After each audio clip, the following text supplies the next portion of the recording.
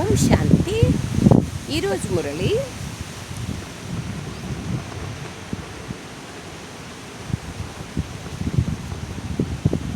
9/4/2026. మధురమైన పిల్లలారా, మీరిప్పుడు సత్యమైన తండ్రి ద్వారా సత్యమైన విషయాలను విని ప్రకాశంలోకి వచ్చారు. సత్యమైన తండ్రి ద్వారా సత్యమైన విషయాలను విని మీరు ప్రకాశంలోకి వచ్చారు, జ్ఞానం యొక్క ప్రకాశంలో. కనుక మీ కర్తవ్యం అందరినీ అంధకారం నుండి బయటికి తీసి ప్రకాశంలోకి తీసుకురావడం. అజ్ఞానం అనే అంధకారం నుంచి బయటికి తీసి జ్ఞానం అనే ప్రకాశంలోకి తీసుకురావాలి. ప్రశ్న: పిల్లలైన మీరు ఎవరికైనా జ్ఞానం వినిపించేటప్పుడు ఏ ఒక్క విషయాన్ని తప్పకుండా గుర్తుంచుకోవాలి. జ్ఞానం వినిపించేదే మన కర్తవ్యం కదా. సో అయితే బాబా ఏమంటున్నారంటే, జ్ఞానం వినిపించేటప్పుడు ఏ విషయాన్ని తప్పకుండా గుర్తుపెట్టుకోవాలి అంటే బాబా అంటున్నారు, జవాబు: నోటితో పదే పదే బాబా బాబా అని అంటూ ఉండండి. దానివల్ల నేను అనే భావన సమాప్తమైపోతుంది. బాబా బాబా బాబా అంటే నేను అనేది సమాప్తమైపోతుంది. వారసత్వం కూడా గుర్తుంటుంది. బాబా అని అన్నట్లయితే సర్వవ్యాపి యొక్క జ్ఞానం సమాప్తమైపోతుంది. బాబా బాబా అంటూ ఉంటే సర్వవ్యాపి జ్ఞానం అనేది సమాప్తమైపోతుంది. ఒకవేళ ఎవరైనా భగవంతుడు సర్వవ్యాపి అని అన్నట్లయితే తండ్రి అందరిలో ఎలా ఉండగలరు అని అడగండి. ఒకవేళ ఉన్నారే అనుకోండి, ఒకవేళ మనం ఒక అశుద్ధాత్మ ఎవరిలోనైనా ప్రవేశం చేస్తేనే దాని యొక్క ప్రభావాన్ని చూపినప్పుడు, సో భగవంతుడు ఉన్నాడు, శుద్ధమైన సర్వశక్తివంతుడైన పరమాత్మ ఉన్నాడు అన్నప్పుడు ఇంకా వారి యొక్క ప్రభావం ఎంత ఉంటుంది? ఇది అడగండి అందరినీ అంటున్నారు బాబా. ఆట: నేడు మానవుడు అంధకారం జ్ఞానం అనేటువంటి ప్రకాశం నుంచి దూరం అయిపోయినాడు.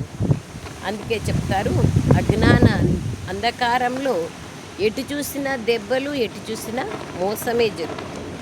ఓం శాంతి. పిల్లలు ఏమన్నారు? ఓ జ్ఞానసాగరా, ఓ జ్ఞానసూర్యుడైన బాబా అని ఎవరిని పిలిచారు? భగవంతుణ్ణే బాబా అని అంటారు కదా. భగవంతుడు తండ్రి కావున మీరంతా సంతానం. మేము అంధకారంలోకి వచ్చాము, మీరు మమ్మల్ని ప్రకాశంలోకి తీసుకెళ్ళండి అని పిల్లలు అంటారు. బాబా అని అనడంతో తండ్రిని పిలుస్తున్నారని రుజువవుతుంది. బాబా అన్న మాటను పలకడంతో ప్రేమ కలుగుతుంది కదా. ఎందుకంటే తండ్రి నుండి వారసత్వాన్ని తీసుకోవడం జరుగుతుంది. కేవలం ఈశ్వర లేదా ప్రభు అని అనడంతో తండ్రి వారసత్వం యొక్క మాధుర్యం అనుభవం అవ్వదు. బాబా అని అనడంతో వారసత్వం గుర్తుకొస్తుంది.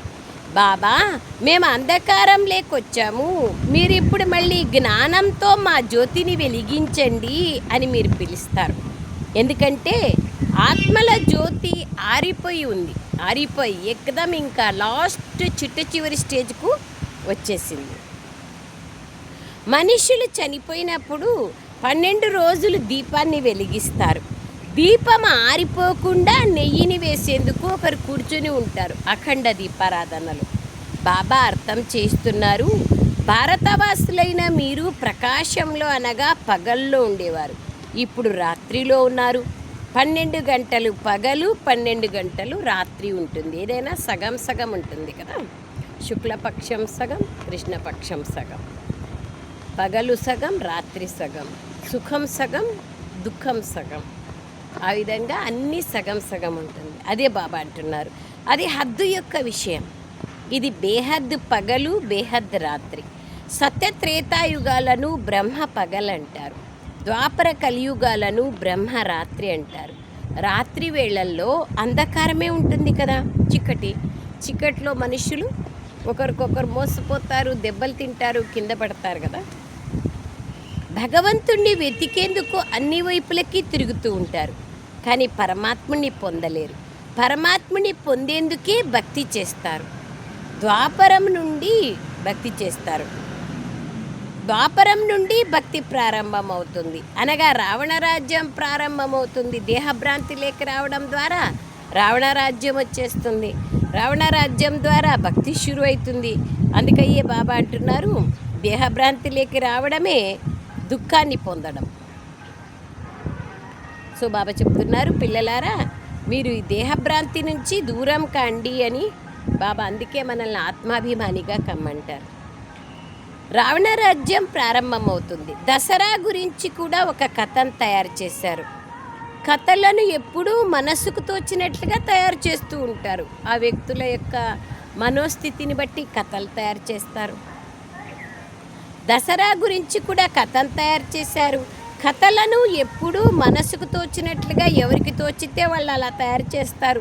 సినిమా నాటకాలు మొదలైనవి తయారు చేసినట్లుగా తయారు చేస్తూ ఉంటారు. రచయితలు, డైరెక్టర్లు, ప్రొడ్యూసర్లు ఉంటారు కదా. శ్రీమద్ భగవద్గీతనే సత్యమైనది.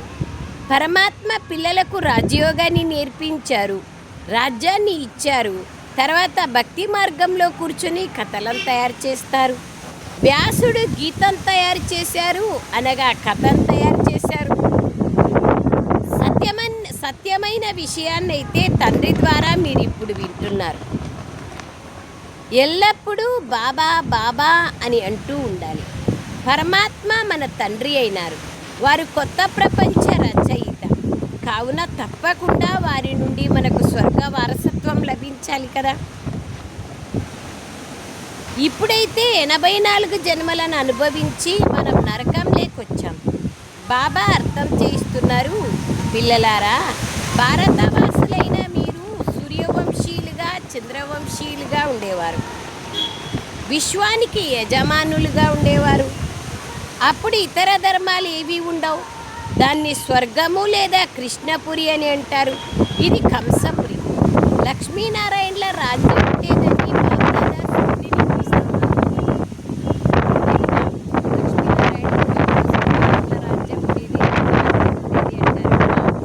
బాబా అంటున్నారు, సీతారాముల రాజ్యం, లక్ష్మీనారాయణల రాజ్యంలో అన్నింటిలో ఐకమత్యం ఉంటుంది.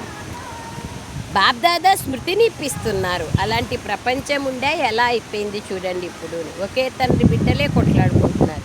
తండ్రియే జ్ఞానసాగర్లు, శాంతి సాగర్లు, పతిత పావని. అంతేకాని నీలికంగా కాదు. వధువులందరికీ భగవంతుడొక్కడే వరుడు. ప్రియశీలైన ఆత్మలందరికీ మనందరికీ బాబా ప్రియుడు. వధువులైన మనందరికీ బాబా వరుడు. పెండ్లి కుమార్తెలైన మనందరికీ పెండ్లి కొడుకు బాబా. ఆత్మల రూపంలో సర్వసంబంధాలు ఆయనే కదా. అది మనుషులకు తెలీదు. త్వమేవ సర్వం మమదేవ దేవ అంటారు కానీ తెలీదు. అందుకే ఆత్మల తండ్రి ఎవరు అని అడగడం జరుగుతుంది. అప్పుడు తికమక పడతారు, మాకు తెలీదు అంటారు. అరే ఆత్మ, నీకు నీ తండ్రి గురించి తెలీదా? గాడ్ ఫాదర్ అని అంటారు. మరి వారి నామరూపాలేమిటి? గాడును మీరు గుర్తించగలరా అని అడగడం జరుగుతుంది. అప్పుడు వారు సర్వవ్యాపి అని అంటారు. అరే పిల్లల తండ్రి ఎప్పుడైనా సర్వవ్యాపి కాగలరా? రావణ్ణి అసరీ మతాన్ని అనుసరించి ఎంత బుద్ధిహీనులుగా అయిపోయినారు. బాబా ఒకవైపు రియలైజేషన్ చేస్తున్నారు మీరు ఎట్లయిపోయినారు అని. దేహాభిమానం నంబర్ 1 భూతం. దాని ద్వారానే అన్ని ప్రాబ్లమ్స్. నేను దేహం అనుకునే దాని కారణంగానే, నేను ఆత్మనే అనేది మర్చిపోయిన కారణంగానే ఎరుక మరుపుల ఆటలలో బాబా అందుకే అంటారు, అది కూడా మీదేం తప్పు కాదు, అది డ్రామాలో నిశ్చితమై ఉంది. అలా అయితేనే కదా మళ్ళీ నేను వస్తాను మిమ్మల్ని మళ్ళీ ఉల్టా నుంచి సుల్టాగా చేసేకి, తలకిందుల నుంచి సరిగా చేసేకి అంటారు బాబా. దేహాభిమానం నంబర్ 1. స్వయాన్ని ఆత్మ అని నిశ్చయం చేసుకోరు. నేను ఫలానాను అని అంటారు. అప్పుడు అది శరీరానికి సంబంధించిన విషయం అవుతుంది. వాస్తవానికి స్వయం ఎవరు అనేది తెలియదు. నేను జడ్జిని, నేను ఫలానాను, నేను అని అంటూ ఉంటారు. కానీ ఇది రాంగ్, తప్పు. అన్నింటికీ నేను అంటాం. పుట్టిన తర్వాత కదా ఈ నేను అనేది వచ్చింది. పుట్టకముందు నేనెవరు? పేరు పెట్టకముందు నేనెవరు? ఇది అసలైన రహస్యం కదా. జన్మము మరణం అనేది ఆత్మ యొక్క స్వాభావిక ధర్మం. అనేక జన్మ మరణ చక్రాల్లో వస్తూ వస్తూ అనేక శరీరాల్ని మార్చుతూ అనేక సంస్కారాల అనుసారంగా జన్మలు కర్మల అనుసారంగా సంస్కారాలు మార్చుతూ వచ్చాం. అందుకే నేను అని అనేది తప్పు.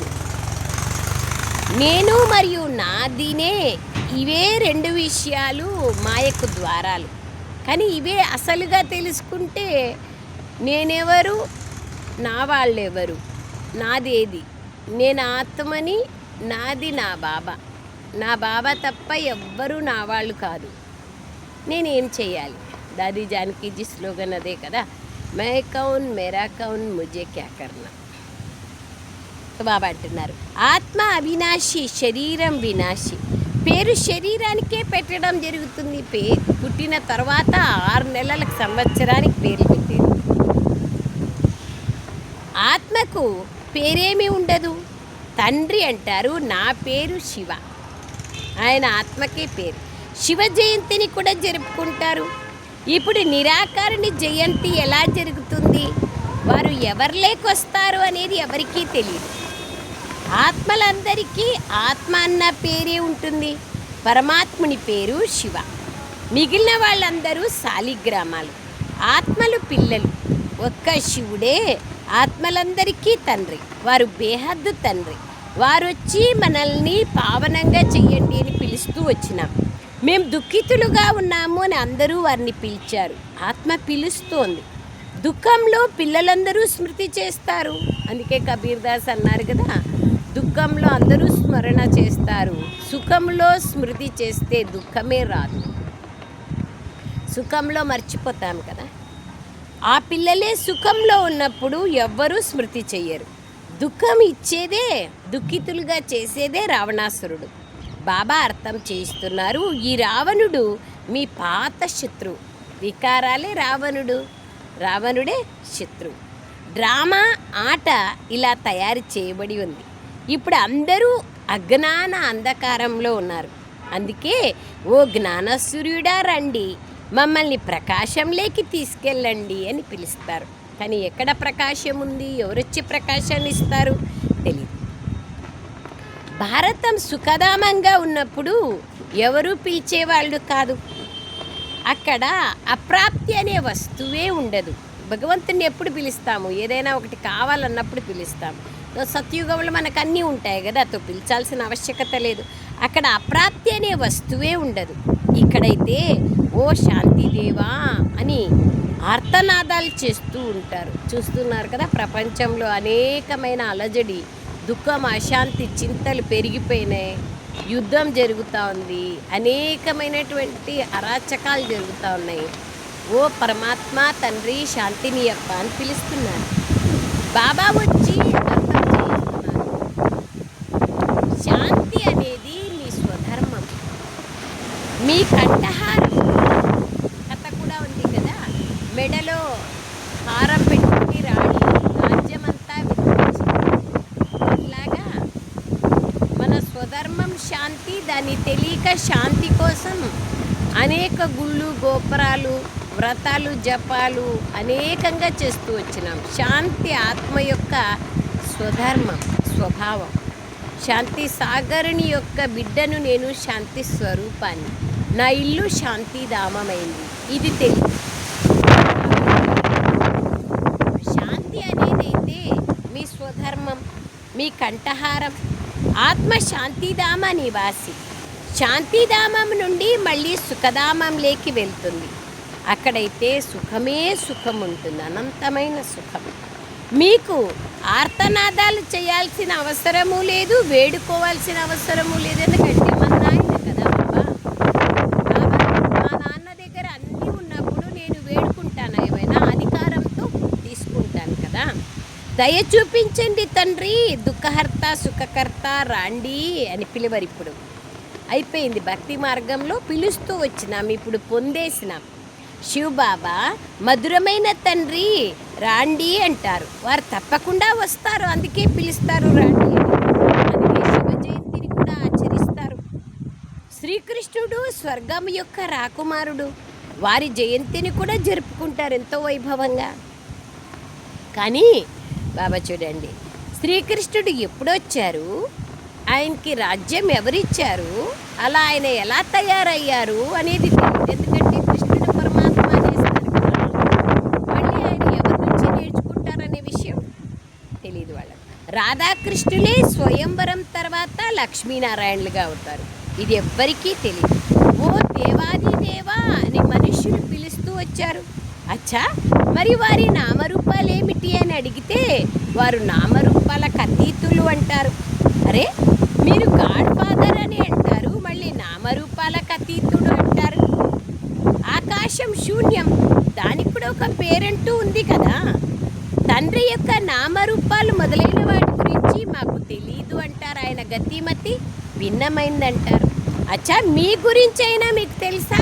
ఓన్లే తండ్రి గురించి వద్దులే, మీ గురించి మీకు తెలుసా? ఒకవేళ తెలుసు ఆత్మని అంటే మళ్ళీ ఆత్మనే పరమాత్మ అంటారు. తద్వారా కూడా సరిగా అవగాహన లేనట్లు. మేము ఆత్మలమని అంటారు. అచ్చా, ఆత్మ యొక్క నామరూపాలు చెప్పండి అని అడగండి, అప్పుడు ఆత్మనే పరమాత్మ అంటారు. ఆత్మ నామరూపాలకు అతీతమైనది కాదు. ఆత్మ చిన్న జ్యోతిస్వరూపం, దానికి పేరంటూ లేదు. ఏ శరీరంలో ప్రవేశిస్తే ఆ పేరు పెడతా పోతారు. నక్షత్రం వంటిది, భృకుటి మధ్యలో ఉంటుంది. ఈ చిన్న ఆత్మలో 84 జన్మల పాత్ర నిశ్చితమై ఉంది. ఇది బాగా అర్థం చేసుకోవాల్సిన విషయం. అందుకే 7 రోజుల బట్టి గాయనం చేయబడింది. ద్వాపరం నుండి రావణ రాజ్యం ప్రారంభమైంది. అప్పటి నుండి వికారాలు ప్రవేశించాయి, మెట్లు దిగుతూ వచ్చారు.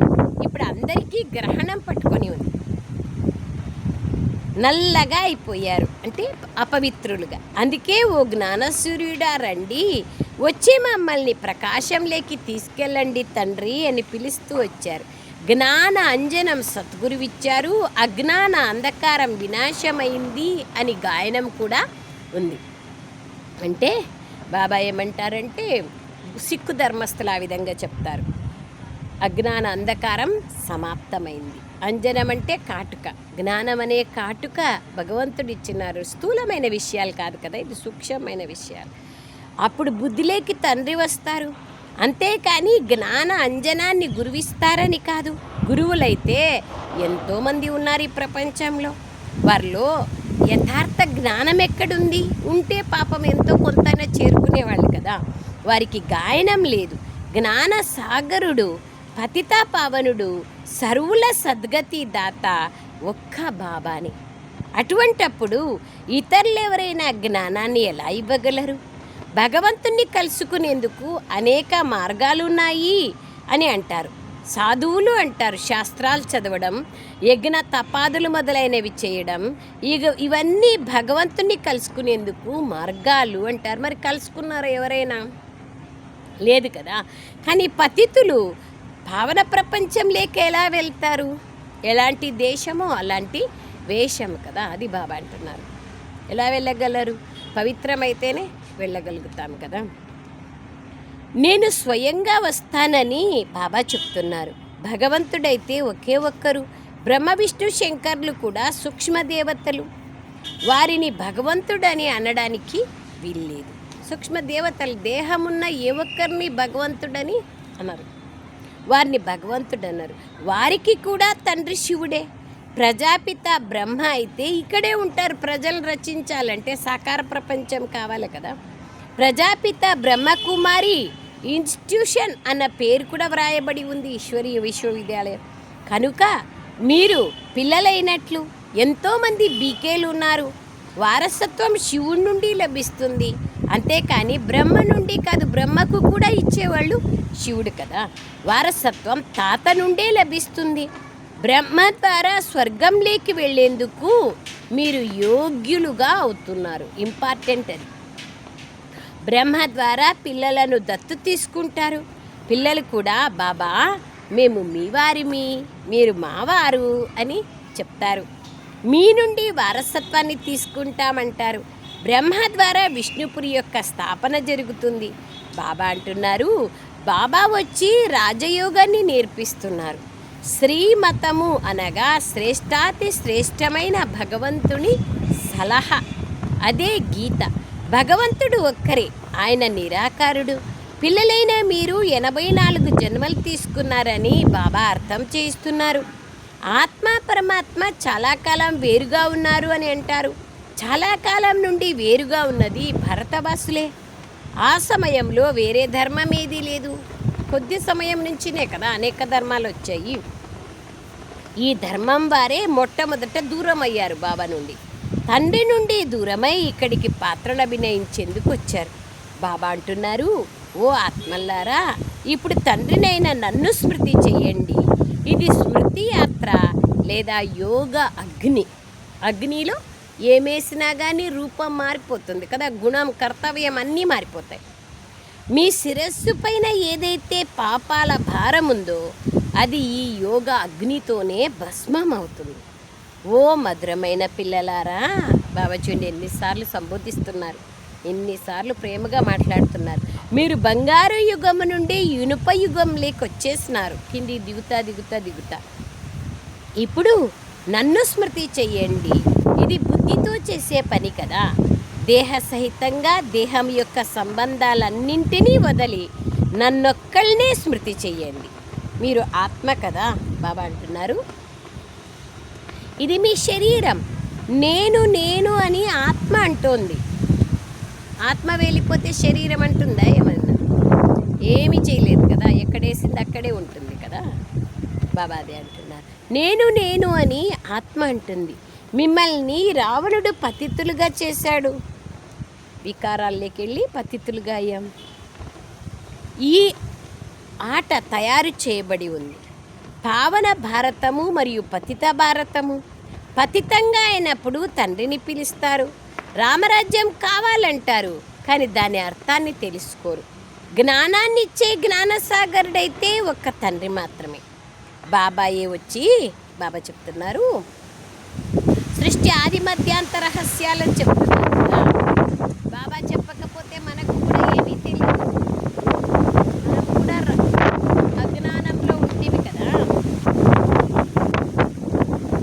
తండ్రి వారసత్వాన్ని ఇస్తున్నారు. బాబా నుండి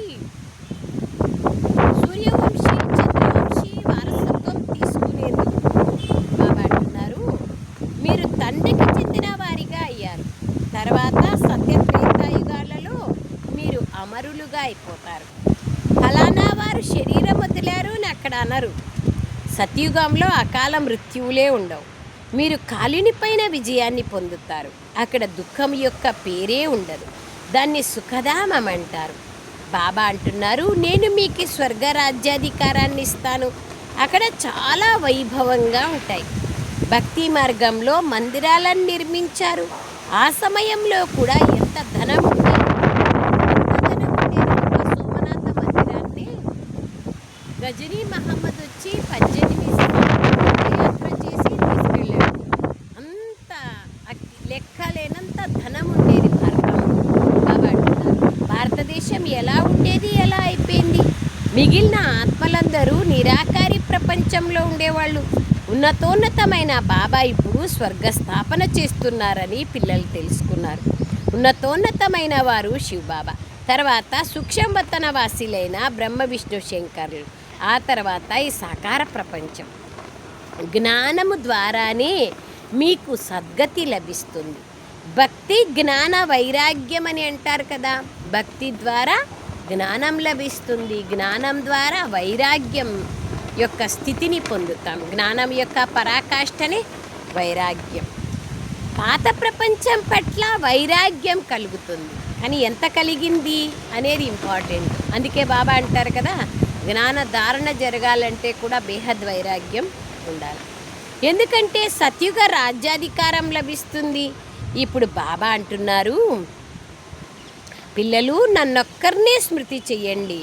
నన్ను స్మృతి చేస్తూ చేస్తూ చేస్తూ మీరు నా వద్దకు వచ్చేస్తారు. అంతే కదా, మనం ఎక్కడికి వెళ్ళాలనో దాన్ని స్మృతి చేస్తూ ఉంటాం. తద్వారా వారి దగ్గరికి మనం వెళ్ళిపోతాం.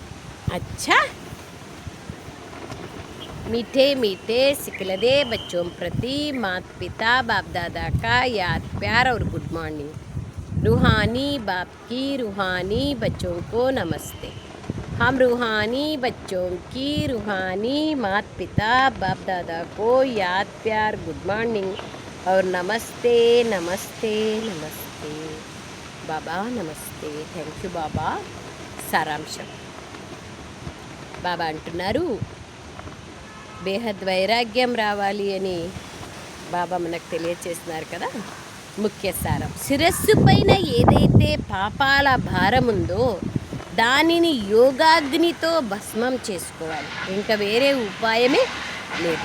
జ్ఞానము ద్వారా పాపాలు భస్మం కావు, యోగం ద్వారానే పాపాలు భస్మం అవుతాయి. కానీ యోగానికి ఆధారం జ్ఞానం. ఎంత జ్ఞాన స్మరణ చేస్తామో, లోతుగా వెళ్తామో అంత యోగం బాగా కుదురుతుంది. దేహ సహితంగా దేహం యొక్క సంబంధాలన్నింటినీ బుద్ధి ద్వారా మరచి ఒక్క తండ్రినే స్మృతి చేయాలి. అప్పుడే బాబా దగ్గరికి వెళ్తాను కదా. రెండవది, పిలిచేందుకు బదులుగా వేడుకునేందుకు బదులుగా తమ శాంతి స్వధర్మంలో స్థిరమవ్వాలి. నేను ఆత్మ అని తెలుసుకుంటే శాంతిని అప్ప సుఖాన్ని అప్ప అని పిలవాల్సిన అవసరం లేదు. శాంతి మీ కంఠహారం, మన స్వధర్మం కదా. దేహాభిమానం లేకొచ్చి నేను మరియు నాది అనే పదాలను వాడకూడదు. నేను ఇట్లా, నాది ఇట్లా, నేను ఫలానా అనేది వాడుతూ ఉంటాం కదా రోజంతట్లో. ఈ నేను నేను అనేది నశ్వరం కదా, కట్లా కనపడతా ఉంది కాబట్టి నశ్వరం, దాన్నే శాశ్వతం అంటారు. దానికే బాబా అంటున్నారు దీన్ని వాడకూడదు. స్వయాన్ని ఆత్మగా నిశ్చయం చేసుకోవాలి. వరదానం, మీ సతోగుణి దృష్టి ద్వారా, పవిత్ర దృష్టి ద్వారా ఇతర ఆత్మల దృష్టిని వృత్తిని పరివర్తన చేసే సాక్షాత్కార మూర్తులుగా స్వయం బాబా అందుకే చెప్పారు చెహరా ఔర్ చలన్. మన యొక్క ముఖము మరియు నడవడిక ద్వారా బాబాని ప్రత్యక్షం చేయడమే అత్యంత గొప్ప సేవ. అంతేకాని నేను చేశాను ఫలానా నేను అనేది చేస్తే కూడా లాభం లేదు కదా. బాబా తెలియనిస్తారు ఎట్లా ఉండాలి. దృష్టి ద్వారా సృష్టి పరివర్తన అవుతుంది అనే గాయనం ఉంది. ఎలాంటి దృష్టియో అలాంటి సృష్టి. కావున మీ దృష్టి ఎంత పవిత్రంగా ఉండాలంటే దాని ద్వారా ఎలాంటి తమోగుణి రజోగుణి ఆత్మల దృష్టి వృత్తి స్థితి అయినా సరే మారిపోవాలి. మనం యజ్ఞంలో మా అమ్మది చూసాము కదా. అనేక మంది మా అమ్మ దగ్గరికి వచ్చి మీ అమ్మని అడుగుతాం, మీ అమ్మతో అన్ని ప్రశ్నలు అడుగుతాం. మేము ఎందుకు ఇట్లా చేస్తున్నారు, మీరు మూసేయాలా ఇది అని అడిగేకి వచ్చినప్పుడు మా అమ్మ యోగంలో కూర్చొని ఉంటున్నామని చూస్తానే తల్లి అని అందరూ ఆహుతి అయిపోతారు, అర్పణమైపోతారు మీరా అని. అంత ఎంత తమోప్రధానమైనటువంటి వ్యక్తులు కూడా మారిపోయినారు. కామ వికారంలో ఉండేటువంటి అన్నయ్యలు కూడా మా అమ్మ యొక్క దృష్టికి సాత్వికంగా అయిపోయినారు, పవిత్రత శక్తిని పొందినారు. అందుకే మా అమ్మ మాతేశ్వరిగా కాగలిగినారు.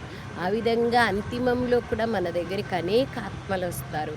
ఒక్కొక్క శరీరంలో అశుద్ధ ఆత్మలు 7-8 ప్రవేశం చేసిన వాళ్ళు వస్తారు. అలాంటి సమయంలో మన స్థితిని ఎంత మంచిగా తయారు చేసుకుంటామో, దృష్టిని పవిత్రంగా చేసుకుంటామో అంతే ఆ ఆత్మలకి ముక్తి, జీవన్ముక్తి లభిస్తుంది. అందుకే బాబా అంటున్నారు మారిపోవాలి. మీ ఎదురుగా వారు వచ్చినా వారి దృష్టి 3 లోకాల గురించి, తమ పూర్తి జీవన చరిత్ర గురించి తెలుసుకోవాలి. ఇదే దృష్టి ద్వారా న్యారాగా కావడం అంటారు. అంతిమంలో ఎప్పుడైతే జ్ఞానం తెలిపే సేవ జరగదో ఇంకా మున్ముందు వినేకి టైం ఉండదు, వినిపించేకి టైం ఉండదు. ఆ టైంలో మనం పొందినటువంటి ప్రాప్తులను అనేక ఆత్మలకి ఇస్తుపోవాలి కదా. ముందు మన దగ్గర స్టాక్ ఉంటే కదా ఇవ్వగలుగుతాము. అందుకయ్యే బాబా వాళ్ళు అంటున్నారు అప్పుడు ఈ సేవ నడుస్తుంది. మన సేవకు మనం అభ్యాసిగా అయిపోవాలి. స్లోగన్, పవిత్రత యొక్క ప్రత్యక్ష స్వరూపము సత్యత, దివ్యత. ఎంత సత్యంగా ఉంటాము, పవిత్రంగా ఉన్నామంటే ఖచ్చితంగా సత్యంగా ఉంటాము. లోపల బయట ట్రాన్స్పరెన్సీగా దివ్యత, అవ్యక్త ప్రేరణ.